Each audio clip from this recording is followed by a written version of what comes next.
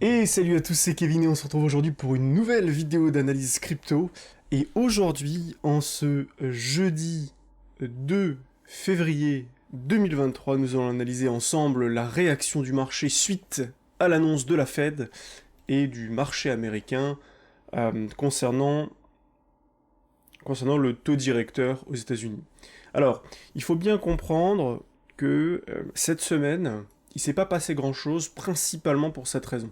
C'est-à-dire que le marché était dans l'incertitude, et donc a préféré temporiser et laisser, entre guillemets, les particuliers euh, rentrer avec du levier, que ce soit à la hausse ou à la baisse, pour ensuite pouvoir les piéger en proposant au marché beaucoup de panique dans les deux sens, et en faisant des mouvements plutôt violents, et c'est ce qu'on va voir sur le cours. Alors maintenant, attention, je vois déjà les premières réactions plutôt positives, attention à ne pas être trop optimiste, parce qu'on n'est toujours pas sorti d'auberge et on n'écarte toujours pas la correction dont je vous parle maintenant depuis quelques jours, même si le cours tente à remonter, et d'ailleurs a fait un nouvel ATH hier. Si j'étais à votre place, je ferais attention. Alors, il faut bien distinguer d'abord deux choses. Il faut bien distinguer le mouvement de fond du mouvement plus moyen terme, court terme. Le mouvement de fond, c'est pas compliqué, on dézoome et on regarde ce qui se passe. On était dans quelque chose d'extrêmement baissier ici, donc dans un... euh, J'arrive pas à le caler, paf, on va le mettre là, et là, globalement, hop. On était dans quelque chose comme ceci. Ok, c'est toujours pas bien calé, décidément.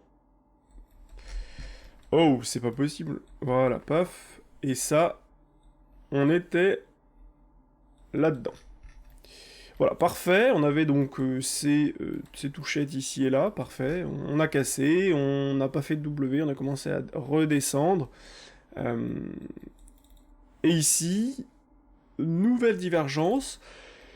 DW, on explose tout à la hausse, on casse la neckline qui est juste ici, donc la neckline qui veut dire la ligne de coup, donc la ligne de coup c'est celle-ci. On fait ce premier bas de W, on remonte, on crée une neckline, on redescend, on casse cette neckline, derrière, pouf, accélération haussière, hop hop hop. On attendait la clôture en daily ici, c'était facile de rentrer, on n'a même pas eu de pullback, donc c'était plutôt simple de rentrer ici et de prendre toute cette hausse. Ok. Maintenant, ça, c'est annonciateur d'une tendance haussière. On a également sur les moyennes mobiles lycée 20 et 50 que je présente à mes élèves avec lesquels je parle pas mal, qui sont positifs car elles ont cross, la 20 a dépassé la 50, donc c'est bullish, super. On a également le coût de production du BTC qui est quand même un petit peu remonté ici, tout simplement parce qu'ici on a de nouvelles personnes qui sont rebranchées, et on a aussi des problématiques liées à l'énergie, et donc ce qui fait remonter le cours, donc forcément qu'on n'est pas resté très longtemps sous ce nuage. Ok, super. Mais maintenant, bon, on avait ça, super, maintenant on a ça. Voilà ce que nous dit, voilà ce que nous dit BTC actuellement. Il nous dit, globalement, on a un très gros trou dans le volume profile, ici jusque 32 000, etc. Et donc, globalement, ça représente quoi? Ça représente ce rectangle, ici. On a ce gros rectangle-là, où on a beaucoup, beaucoup de business, et donc où le cours pourrait venir se bloquer dans les prochaines semaines facilement, avant de rejeter à nouveau. On n'y est pas encore. Maintenant, la question que vous devez vous poser ici, déjà la première, c'est est-ce que vous avez déjà investi? Je proposais, ou en tout cas je partageais ma stratégie d'investir sur ce pic et également dans tout ce qui est en dessous de ce jaune, là-dedans, et c'est ce que j'ai fait. Si c'est votre cas, ne vous posez plus de questions. Dans le sens où, moi en tout cas, ce que je vais dire n'est pas un conseil en investissement, mais me concernant, tant que nous n'avons pas atteint cette target rouge globalement, je ne me vois pas sortir. Maintenant, attention. Il faut faire une différence, et j'en parle beaucoup avec mes élèves que j'accompagne en individuel. D'ailleurs, si tu souhaites en faire partie, n'hésite pas à prendre rendez-vous. Le lien est dans la description. Une nouvelle personne nous a rejoint, c'était avant-hier, il me semble. Donc, bienvenue à toi, Michel. Euh, Et ici, donc il faut bien comprendre une chose. Vous avez d'un côté votre capital d'investissement, et de l'autre votre capital de trading. Votre capital d'investissement ne doit pas être corrompu ou changé par, ici, un petit changement et une divergence. Votre mouvement de fond a été brisé à ce moment-là. Maintenant, on s'attend au pire des cas à un pullback sur les 18 300, même si beaucoup pensent que c'est impossible. C'est notre scénario un petit peu catastrophe ici. Et donc voilà à quoi on s'attend. Tout de même, j'ai une grande partie de mon capital qui est investi ici. J'ai également du capital disponible si jamais on vient vers les 14 000, 12 000 globalement dans cette zone. Mais aujourd'hui, partons du principe que mon scénario 16 000, 17 000 a été confirmé. Donc on oublie notre scénario 12 000, 14 000, on se focus sur celui-là. Et maintenant on reste là-dedans dans cette position. Donc notre capital d'investissement, on s'en fiche entre guillemets de ce qui se passe ici, si on redescend ou pas. Ce qui nous intéresse, c'est de tenir jusqu'à maintenant et de revendre globalement dans cette zone. Je ne vais pas tout retracer, on le fera dans une prochaine vidéo si vous le voulez, si vous me le demandez en commentaire. Mais je l'ai déjà fait plusieurs fois, donc je ne vais pas le refaire maintenant, on va pas perdre de temps. Ok, super.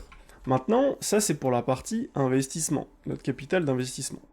Maintenant, concernant notre capital de trading qui n'est pas le même. Globalement, ici, si vous avez 100K, 100 000 balles, vous pouvez avoir par exemple 80% d'investissement, donc 80 000 ici, et 20% de trading, 20 000 euros ici en trading. Et donc, par exemple, on va prendre ces 20%, et là, par contre, si on a réussi à rentrer, par exemple, on va prendre plusieurs exemples de trades. Enfin, on va en prendre un petit peu, on pourra en prendre plein, mais peu importe, on va rester en daily. Vous attendez la cassure ici en daily, super. Paf, on explose à la hausse, ici. Ok, très bien, on arrive à aller au-dessus en MACD aussi, on valide le W. Ici, vous prenez ça et vous rentrez en position ici, par exemple, je sais pas, là, vous mettez votre stop un peu en dessous. Tac, vous prenez toute cette hausse. Bah, forcément qu'effectivement, ici ou là, il va falloir prendre des bénéfices. Et à ce moment-là, ça va nous intéresser de regarder qu'est-ce qui se passe sur le cours. Par exemple, ici, on a eu beaucoup de divergences, on a eu ici un top bougie de ravalement baissière avec de la divergence. Malheureusement, c'est une grande bougie, c'est pas du tout une bougie d'indécision, mais tout de même, c'était un trade qui pouvait être tenté avec un stop au-dessus. Par contre, il fallait réduire son exposition, comme je l'expliquais dans la dernière vidéo. Pourquoi? Parce qu'on prenait quand même ici un gros risque, puisque c'est en daily, donc moi je préfère zoomer en 1 heure, en 15 minutes et en 5 minutes pour prendre mes trades, mais peu importe, ici 5%, donc on réduisait notre exposition pour n'avoir que maximum 1% de notre capital total de trading. Maintenant, la raison pour laquelle on pouvait ne pas le prendre, ce trade, c'est que déjà on est dans une tendance de fond extrêmement haussière. Donc quand on voit ce genre de pattern, on va préférer temporiser et voir ce que le cours fait. Est-ce qu'il va s'arrêter et se retourner ici? Est-ce qu'il va se retourner ici? Ou est-ce qu'il va juste faire ça et repartir?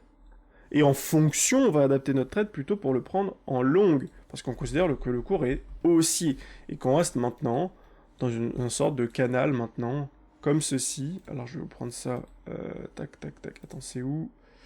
C'est pas là, tac, tac, tac, tac, ok, non mais non, c'est pas ça. Bon, je retrouve pas ici, mais attends, c'est où? Ok, c'est là. Tac, tac, tac, parallèle canal. Donc là, on est plutôt sur maintenant quelque chose de globalement comme ceci, comme ça. Alors bien sûr, hein, je l'ai beaucoup agrandi, je le mets pas du tout correctement, mais ce que je veux dire, c'est qu'on est plutôt dans une tendance haussière. Donc, peu importe après hein, qu'on aille plus bas, on pourra aller beaucoup plus bas ici, et dire globalement, on va faire ça, ça, ça, ça, ça.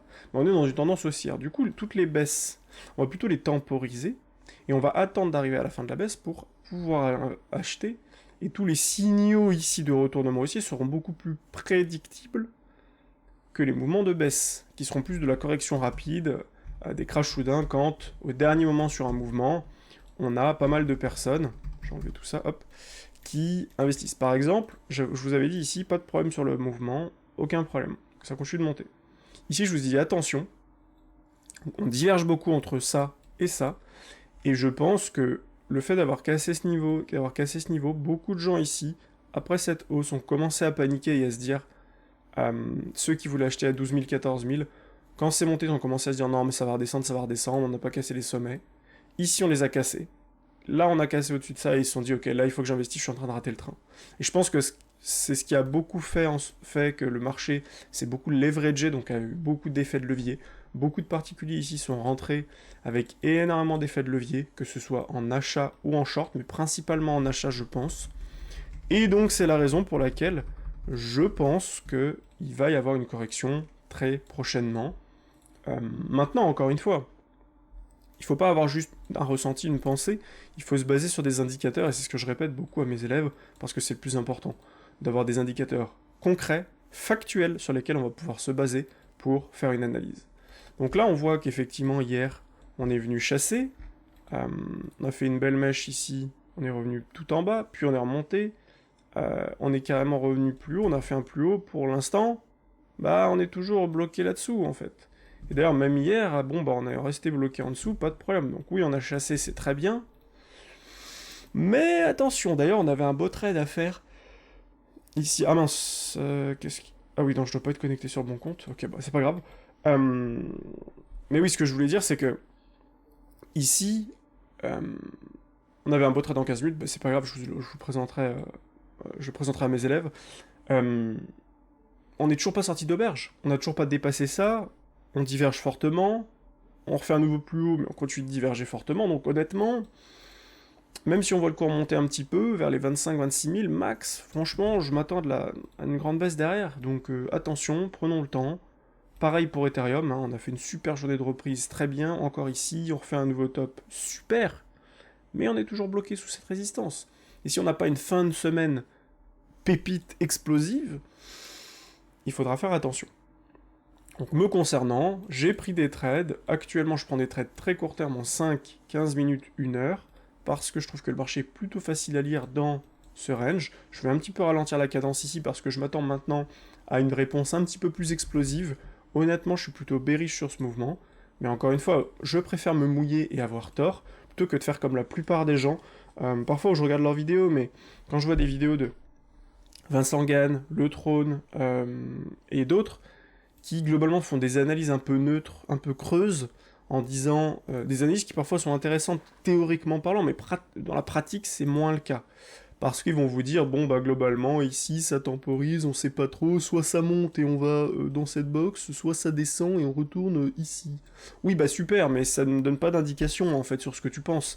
Et je pense que c'est important de se mouiller, pour aussi montrer un petit peu ce que l'on fait, quelles sont les manières de penser, et qu'est-ce qu'on est capable de croire plus que l'autre, parce que d'un autre côté, l'analyse n'est pas suffisante, et il faut prendre position pour pouvoir gagner ou perdre de l'argent.